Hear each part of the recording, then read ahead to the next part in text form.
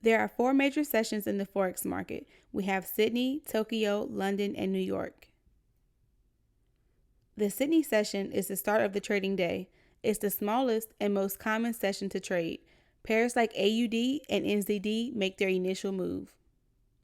Next, we have the Tokyo session. It's the second trading session of the day. It is the third largest trading session in the world.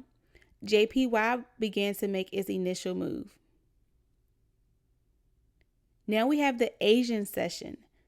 Sydney and Tokyo make up the Asian session. It's ideal for new traders.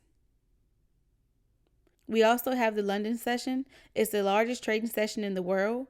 GBP, EUR, AUD, CHF are the most traded.